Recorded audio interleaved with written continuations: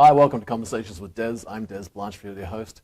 I'm joined by Kevin Jackson. Kevin, great to see you. How are you doing? Hey, Des. Good to see you again. I tell you, we've been talking about some of these use cases, and I've really been excited about the things that are happening in manufacturing. Indeed. Well, to that point, AT&T Business has just released a great ebook that we both read recently on the topic of manufacturing. I thought we would just catch up and have a bit of a chit-chat about some of the key takeaways from it, because for me, manufacturing is an area that's under great stress and challenge from either disruption or customer demand for better services, better engagement, Right. And whole digital transformation. Maybe just give us a quick summary of some of the things that you took away from it initially and see where we go. Well, everyone's talking about, Industry 4.0, and this is being enabled by high bandwidth and low latency networks, not just wide area networks, but inside these manufacturing facilities. I mean, Internet of Things, they live in these manufacturing facilities, and data from IoT and numerous other sources actually increase the requirements for computations. Fast has to be in microseconds. That's a challenge to the limits of current Wi-Fi networks that they're using. So 5G is really making it possible. The Wi-Fi is really not designed to do these fast computations to return information and data so that the IoT devices, like the robots, for instance, can do their job. Indeed. Well, I think factories are faced with this whole challenge that to be able to adopt a digital transformation strategy in any form, they really need networks that support the type of data, the complex type of data they're getting and the volume of data they're getting to keep up with the pace of the technology that they're now depending on. And I think when we think about the transition to a 5G rollout, particularly from the AT&T network and the business systems and management and so forth that come with AT&T business support, we're now in a position where the manufacturing industry can actually start to adopt some of these beneficial technologies where they've been challenged, as you said, with Wi-Fi and so forth, which really just couldn't cope. What was really impressive to me was AT&T Business use of these advanced technologies. Like, they have this network edge computing capability and multi-access edge computing. They call it NEC and MEC. Now, Who came up with that? I know you can get these confused, but this actually offers interim steps to the 5G, and it addresses the Wi-Fi capacity limitations today.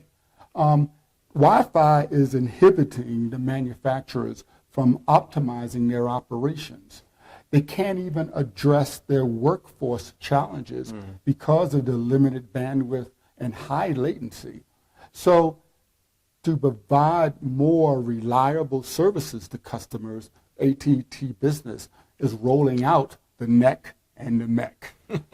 Indeed. And I guess to provide more reliable services, not just to the businesses themselves, but also to their customers and all and sundry within that supply chain that manufacturing lives in. I think very few people understand the complexity of what it takes to actually run a manufacturing business, but there are many moving parts from where to go. And essentially, from door to door, it's a supply chain challenge. Yeah, And absolutely. I think as manufacturers adopt more intelligent systems, more intelligent devices, they, as you said, move towards the Industry 4.0 and adopt IoT and so forth and robotics and AI to power that intelligent infrastructure using things like machine learning, predictive and analytic intelligence, and gain insights into what's happening inside their organizations. Technology that allow them to self-correct and operate in real time, particularly the likes of digital twins and so forth. We're running a virtual copy offline to the physical copy, and if they get out of sync, one will fix the other. I think we're at the point now where 5G is going to support a far smarter integration and the analysis of some of the data that's being generated by these devices, particularly sensors at the edge of the network and things that are attached to things that go hum or robots moving around the floor. For me, I think we're at the tipping point now.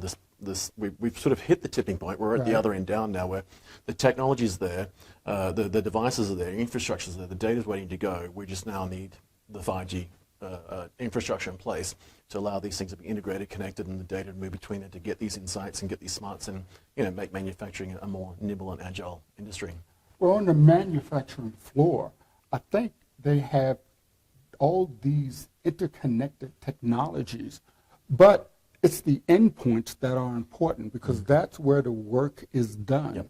You know, the robotics and the mobility of the robots and of people, field-related applications. I mean, when you're testing something that's in the field or trying to troubleshoot something, the 5G network gives you the ability to be successful because you need highly reliable and highly secure communications.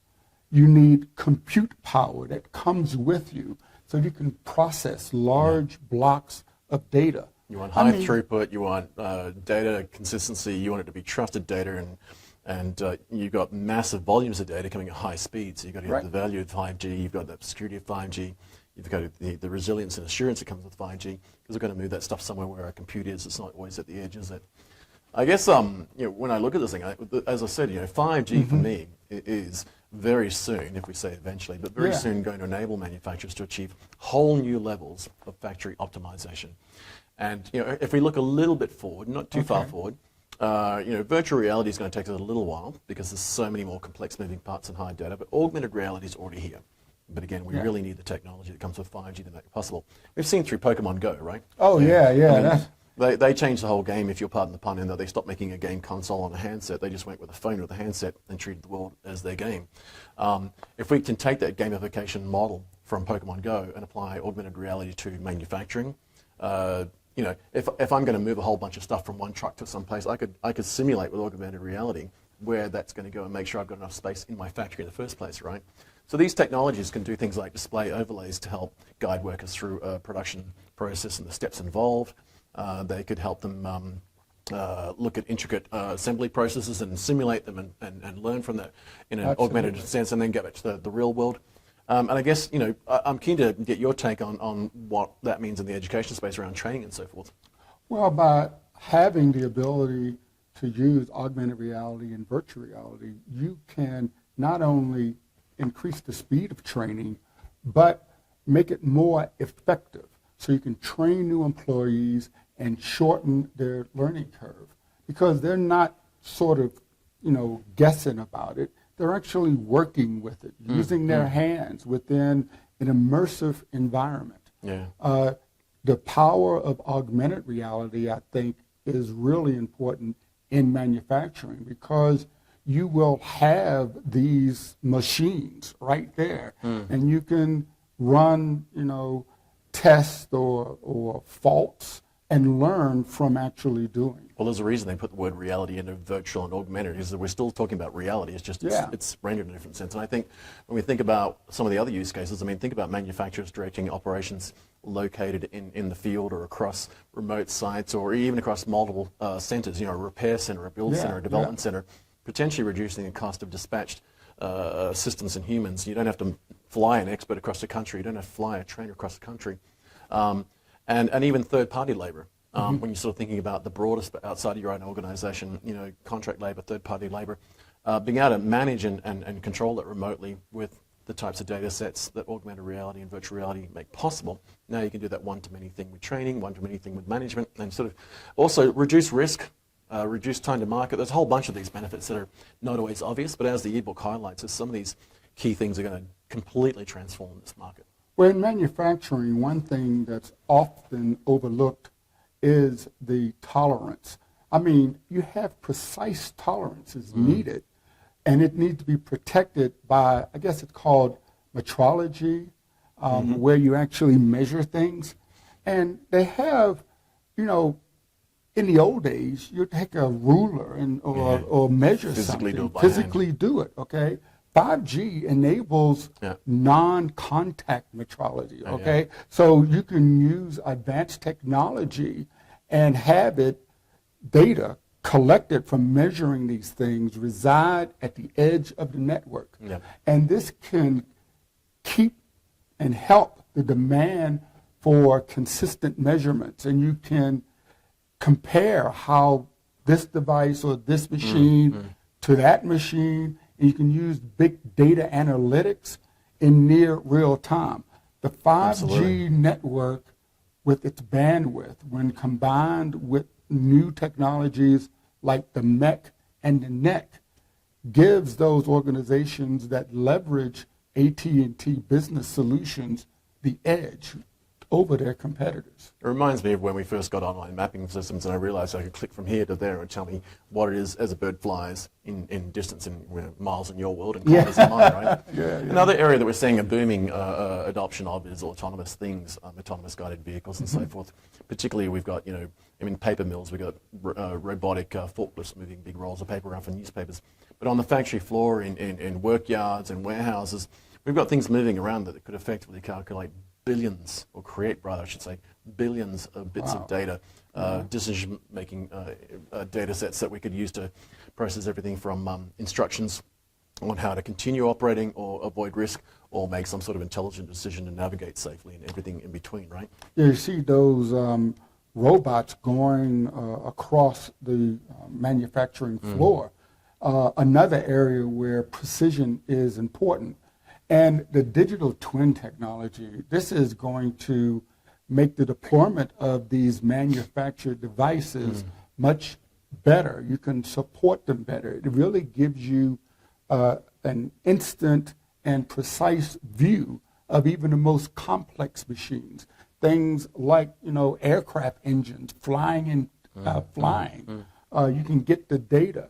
This is great for operations planning. The digital twins help engineers design layouts and flows before making costly installation mistakes. And when it's in field, you talk about that engine on the wing of an airplane flying along. If it's simulated in a digital twin in real time, and the data moving backwards for the digital twin notices that something isn't matching what it should be. Right. Maybe a bearing's overheating. It can start to report that and warn the pilot. They could potentially shut the engine down and save lives.